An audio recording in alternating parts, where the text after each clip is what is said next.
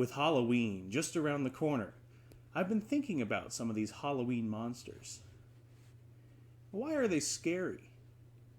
What about them is terrifying?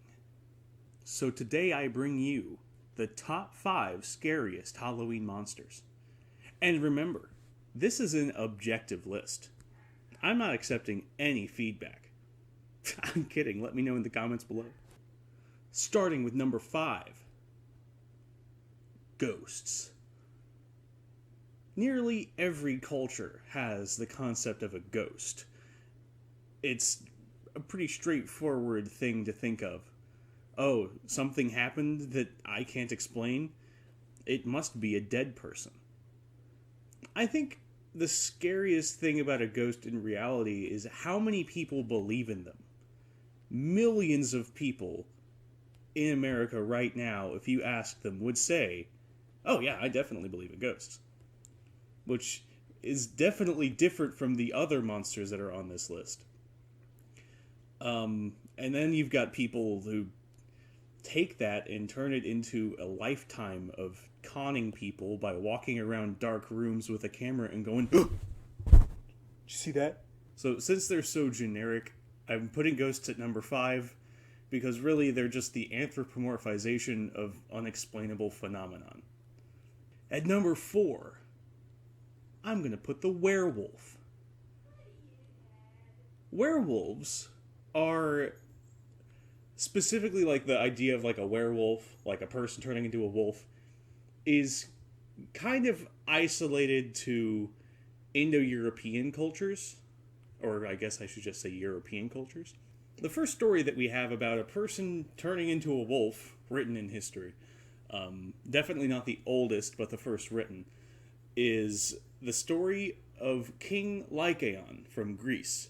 Zeus came over to his house as a person, and Lycaon wanted to test if he was actually a god, or actually as omniscient and powerful as Zeus is supposed to be.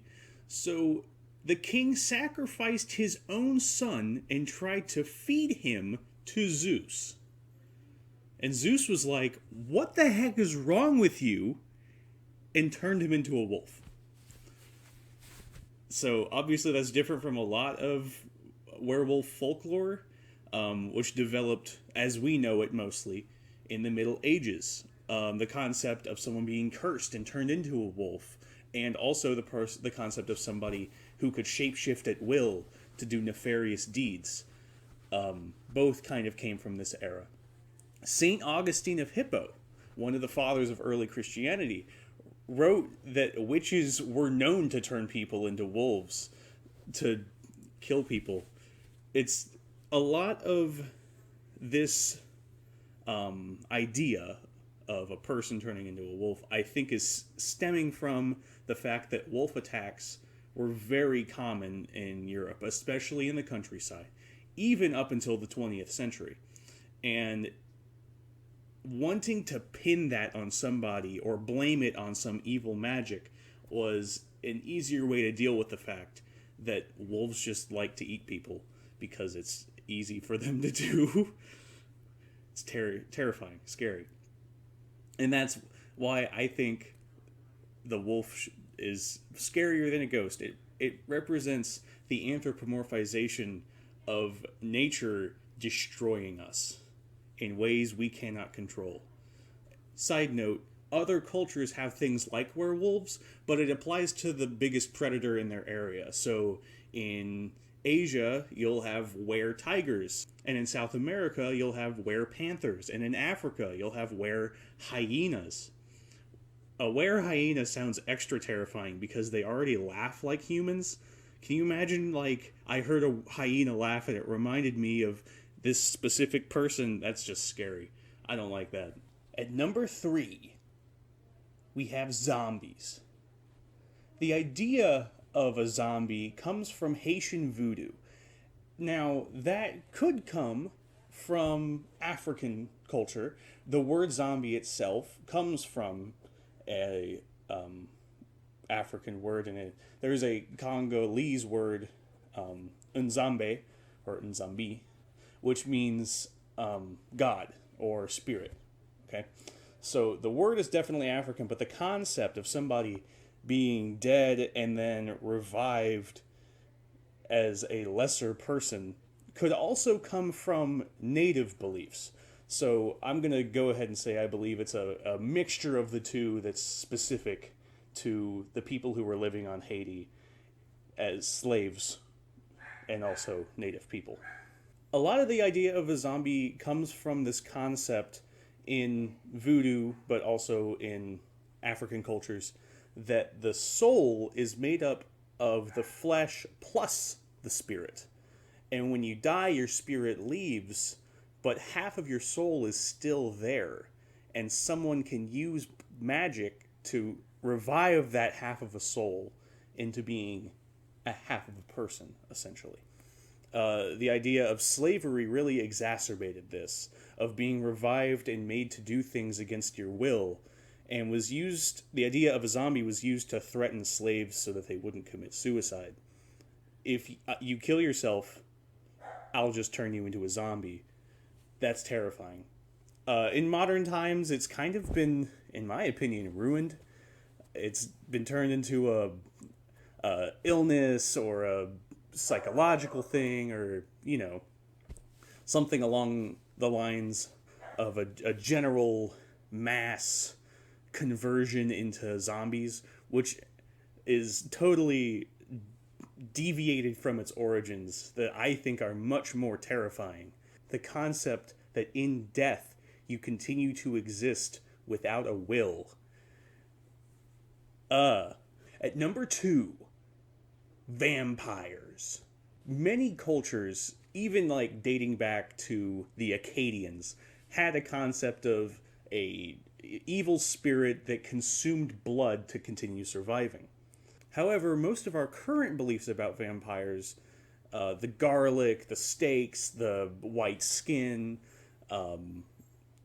that stems from a 1700s Balkan hysteria of a vampire outbreak that happened.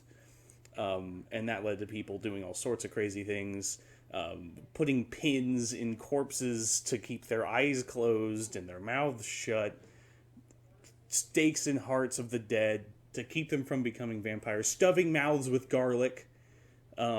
Even as recently as the 2000s, like in 2008, there was this vampire hysteria that happened again in I think it was Bulgaria, and garlic sales went crazy. Like, it's all based on the mythology of the Balkans, of this specific region, and all of that influenced Bram Stoker's Dracula, which really solidified the modern vampire myth.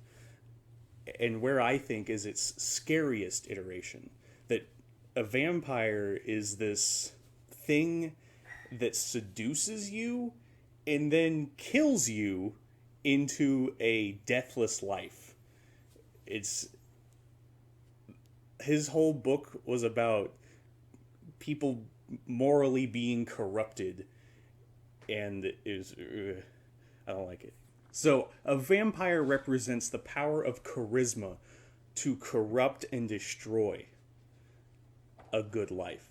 And at number 1, Frankenstein. Frankenstein is the most recently created monster on this list, originating from Mary Shelley's Frankenstein, or a New Prometheus. So, a lot of the influence for Frankenstein has been speculated upon. Mary Shelley was already kind of a spooky bitch. She hung out in graveyards, and her mom died when she was young, and she had this strange relationship with her father, and all of that is speculated to have influenced her book about a scientist who creates life from corpses and brings into question a lot of philosophy around, is he a full human? What does it mean to be human? Whose mind does he have? Like, his father is the scientist, but what is his biological origins? It's and then the townspeople go crazy and kill him. Really, I think that all of this is about progress, especially during Mary Shelley's time. A lot of movements were being made towards democracy and the foundations of socialism and the foundations of industrialization, and really bringing forward of Europe into our modern times. And I think that Frankenstein can represent in a lot of ways how progress can lead to bad things, and the question of can the general populace handle that progress. And that is the scariest thought to me, that like a small little allegory that we can do all we want to make something new, but in the end, is it our place to do it, and can it ever be done truly? Not only does Frankenstein bring to light the concepts of like philosophy, but also science. Science, if it had the ability to create life, should it? And would that be a good thing? Or would it just lead to absolute chaos and questions about what is true and real? I think that it really was a good precursor to a lot of the artificial intelligence horror that we have today. I also think, kind of like zombies, that the modern Frankenstein iterations, making him some mindless brute who just exists and destroys, is completely, again, divided from the original story in a way that makes it less scary. Thank you very much for watching, and I'll see you next time.